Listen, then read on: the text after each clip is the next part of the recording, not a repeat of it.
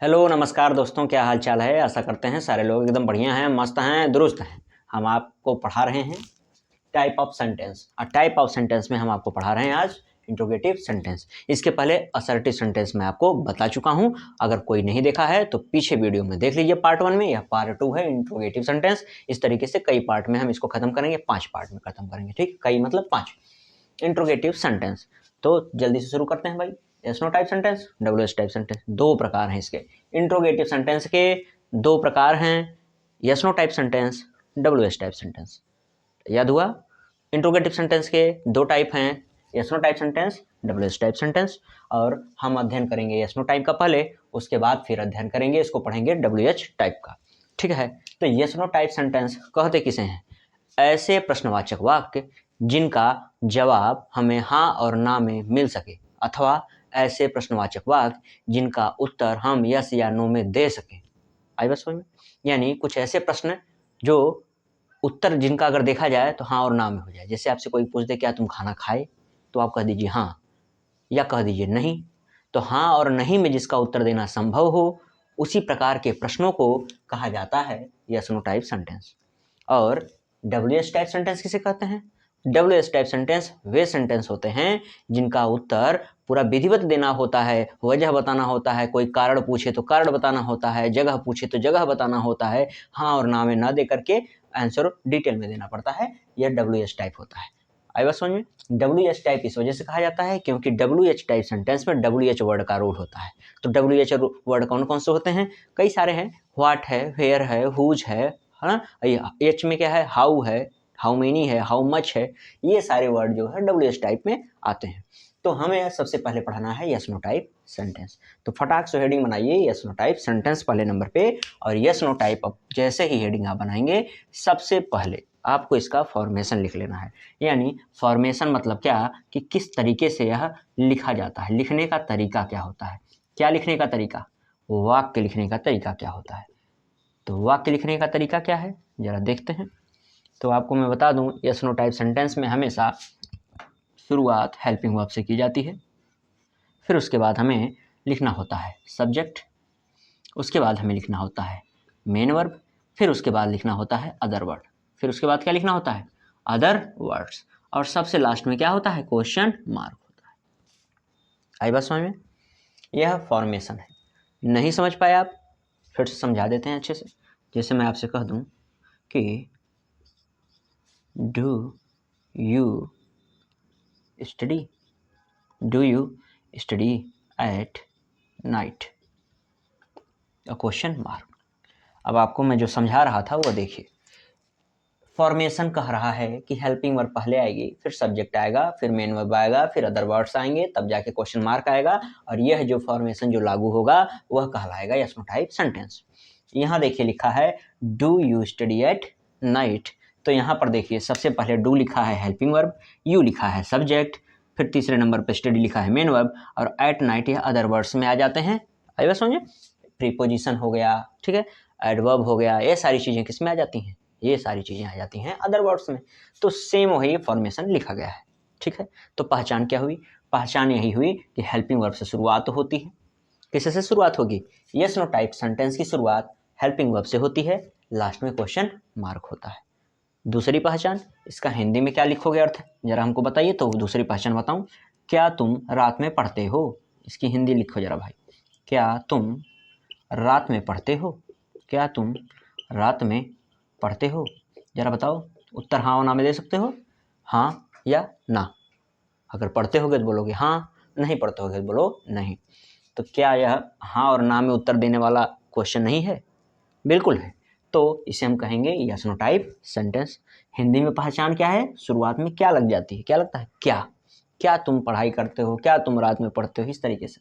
और इंग्लिश में क्या है? यानी ये जो सेंटेंस लिखा है इसमें पहचान क्या है? हेल्पिंग वर्ब से शुरुआत होगी और अंत किससे होगा? क्वेश्चन मार्क से होगा। तो आप याद रखिएगा, हेल्पिंग वर्ब के बाद ही सब्जेक्ट आएगा, उसके बाद फिर क्या आएगा? मेन वर्ब आएगा। आई बात क्लियर हुई? तो आप यस नो टाइप का पहला फॉर्मेशन यह हुआ। आप सोच रहे होंगे कि पहला फॉर्मेशन क्यों बोल रहे हैं? क्योंकि यस नो टाइप का दूसरा एक फॉर्मेशन होता है अगर आप निगेटिव वर्ड नॉट का भी प्रयोग करें तब। कहने का मतलब क्या है? कहने का मतलब यही है, अगर यही जो लिखा है क्या तुम रात में पढ़ते हो, यही पूछ दिया जाए क्या तुम रात में नहीं पढ़ते हो, तब इसका फॉर्मेशन क्या होगा। तो देखिए भाई, इसका फॉर्मेशन हो सकता क्या है, होगा ही हेल्पिंग वर्ब के बाद आप सब्जेक्ट लगाइए, सब्जेक्ट के बाद ही नॉट लगता है, नॉट के बाद ही मेन वर्ब आती है, फिर जाके आप क्या लिखेंगे, अदर वर्ड्स लिखेंगे, और सबसे लास्ट में क्या लगेगा, क्वेश्चन मार्क लगेगा। फॉर्मेशन में कुछ बदला नहीं, बस सब्जेक्ट के बाद क्या लग गया, नॉट। इतना याद रखिएगा, सब्जेक्ट के बाद क्या लग गया, नॉट लग गया। तो इसी प्रकार अगर मैं कह दूं क्या तुम रात में पढ़ते हो, तो तुम यह बनाए हो वाक्य। लेकिन अगर मैं कह दूं क्या तुम रात में नहीं पढ़ते हो, यहीं लगे हाथ लिखो, क्या तुम रात में, क्या तुम रात में नहीं पढ़ते हो, नहीं पढ़ते हो। अगर नहीं पढ़ते हो तो बोलो हाँ, पढ़ते होगे तो बोलो नहीं, जो भी आपको बोलना है। तो बनेगा क्या, सबसे पहले हेल्पिंग वर्ब, तो टेंस के हिसाब से हेल्पिंग वर्ब लगेगा ना। तो टेंस क्या है, ता है, ती है, ते हैं, प्रेजेंट इंडेफिनिट। तुम, सब्जेक्ट क्या है इसमें, तुम है, यानी यू के नाते डू आएगा, डज आएगा, डू आएगा, और तुम के नाते यू, डू यू। पढ़ने के लिए स्टडी होता है, लेकिन इसमें नॉट आया है, नहीं, तो सब्जेक्ट के बाद ही क्या लगा देना है, not. Do you not study, do you not study, और कब, at night, at night, question mark, क्या लगेगा, क्वेश्चन मार्क लगेगा। आई बात समझ में, ये बातें समझ में आई आपको, आई बात समझ में। दो ही फॉर्मेशन है स्नो टाइप के, पहला फॉर्मेशन है या दूसरा फॉर्मेशन रहा, या दोनों में अंतर यही है कि इसमें सब्जेक्ट के बाद नॉट आएगा। अच्छा, आप हमेशा याद रखिएगा, इंट्रोगेटिव सेंटेंस, कौन सा, इंट्रोगेटिव सेंटेंस। अगर इंट्रोगेटिव सेंटेंस में स्नो टाइप आप देख रहे हैं तो हमेशा सब्जेक्ट के बाद ही नॉट आता है। निगेटिव वर्ड कहाँ आएगा, सब्जेक्ट के बाद आएगा। आई बात समझ में, कहाँ आएगा, सब्जेक्ट के बाद। तो आप एक सवाल और करेंगे, क्या WH टाइप में सर वहाँ नहीं आएगा, WH टाइप में भी यहीं पर आता है। अभी हम WH टाइप आपको बता रहे हैं, पहले आप इसको नोट करिए, ठीक है। इस पर बहुत ज़्यादा एग्जाम्पल क्या करेंगे, आप तो टेंस में बहुत कुछ पढ़ चुके होंगे, बस एक बार इंट्रोडक्शन आपको दे रहे हैं, समझा रहे हैं कि किस प्रकार से है, हेल्पिंग वर्ब पहले आती है इसमें, यस नो टाइप है। मेन मुद्दा तो छिड़ेगा इंपरेटिव से, इंपरेटिव क्या है, ऑप्टेटिव क्या है, एक्सक्लेमेटरी क्या है। तो आप इसको क्या करिए, छापिए, एकदम फटाक से लिखिए, फिर आगे मैं बताऊँ। आइए टाइप सेकंड आपको मैं बताता हूँ। तो टाइप सेकंड क्या कहता है, WH टाइप सेंटेंस। तो WH टाइप सेंटेंस कहते किसे हैं, जो एकदम बेसिक से अभी नहीं पढ़ा है, नहीं जानकारी है, वो लिखना चाहे तो यह लिख सकता है कि WH टाइप सेंटेंस वे सेंटेंस होते हैं जिसमें WH वर्ड्स होते हैं, जिनमें क्या होते हैं, WH वर्ड्स होते हैं। और WH वर्ड्स कौन कौन से हैं, ये मैं लिख दे रहा हूँ। पहले लाइन लिखिएगा कि WH टाइप सेंटेंस वे सेंटेंसेज होते हैं जो WH वर्ड से शुरुआत होते हैं। तो WH, और लिखिएगा WH वर्ड्स निम्न है, और उसमें क्या क्या लिखेंगे आप, व्हाट लिखिएगा, comma, where, who, why, how, how many, how much, dot ETC, यानी ये लिख सकते हैं आप। ये आमतौर पे सबको पता होता है, लेकिन अगर आपको नहीं पता है तो लिख लीजिए कि WH टाइप वर्ड कौन कौन से हैं, what, where, who, why, how, how many, how much, dot ETC, यानी कई सारे हैं। तो हम यहाँ पर देखिए सीधे सीधे फॉर्मेशन लिख दिए हैं WH टाइप।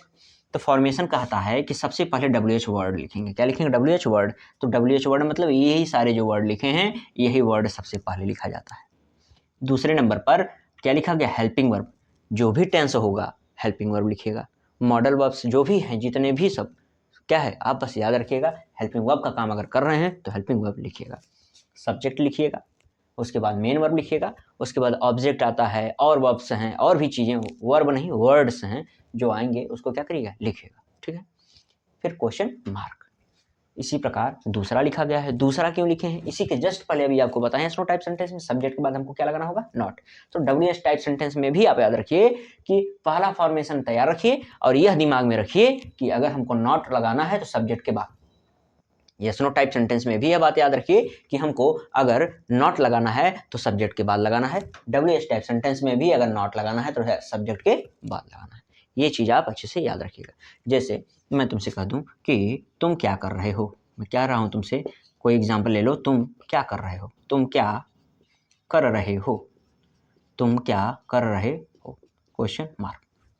ठीक, इसका जवाब हाँ और ना में तो दे नहीं सकते हो, तो इस वजह से WH टाइप सेंटेंस कहेंगे। पहचान क्या है, बीच में हिंदी में, जैसे हिंदी व्हाट की हिंदी क्या होती है, क्या, वेयर की कहाँ, हु की कौन, वाई की क्या, क्यों, वाई की क्यों, हाउ की कैसे, कितने लोग, कितनी मात्रा, ये सारी चीज़ें हैं, आपको हिंदी आनी चाहिए, ठीक है। तो ये चीज़ें आपको पता होनी चाहिए। अगर नहीं आती हिंदी, इतनी कमज़ोर है, तो लिखिएगा व्हाट माने क्या, वेयर माने कहाँ, हु माने कौन, वाई माने क्यों, हाउ माने कैसे, हाउ मेनी माने कितने लोग या कितना संख्या में, हाउ मच माने कितना यानी मात्रा में, ये चीज़ें आप लिखिएगा।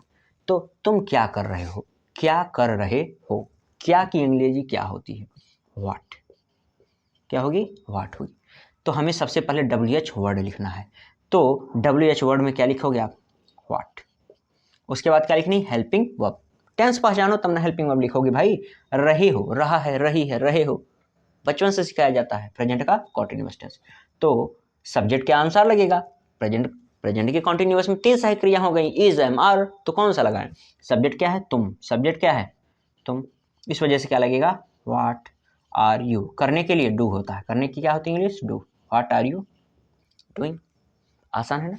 देखिए WH वर्ड है, हेल्पिंग वर्ब है, सब्जेक्ट है, मेन वर्ब है, अदर वर्ड्स नहीं थे तो नहीं लिखे, और लास्ट में क्या लगा दिए, क्वेश्चन मार्क। कितना आसान है, कितना आसान है।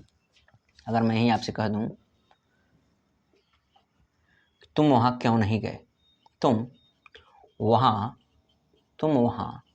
क्यों नहीं गए, नहीं गए, गए कौन सा टेंस है, तुम वहां क्यों नहीं गए कौन सा टेंस है, पास्ट में है।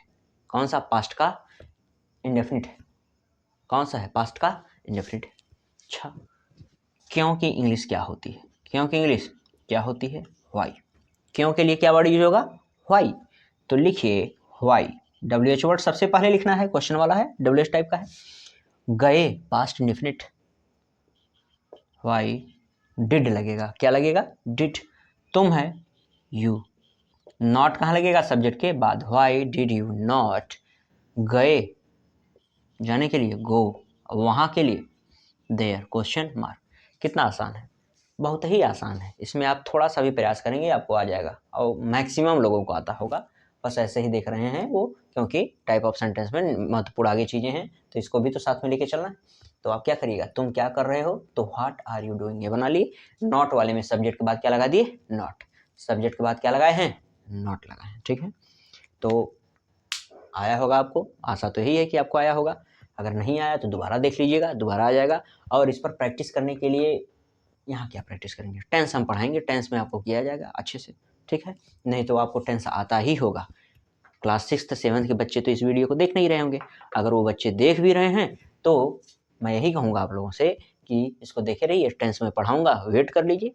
और क्या पता तब तक मैं डाल ही दूँ जब तक आप देखें, ठीक है। तो ये सारी चीज़ें हो गई आपकी सेंटेंस में इंट्रोगेटिव सेंटेंस ना। अगला नंबर आता है इंपरेटिव सेंटेंस का। अगली वीडियो में आपको बताऊंगा कि इंपरेटिव सेंटेंस किसे कहते हैं। बहुत ही महत्वपूर्ण है, लंबी क्लास हो जाएगी, वो हो सकता है उसका पार्ट उसमें भी पार्ट हो जाए। कोशिश करूंगा या 1 घंटे, आधा घंटे, जैसे भी उसको समाप्त करूंगा, ठीक है। धन्यवाद।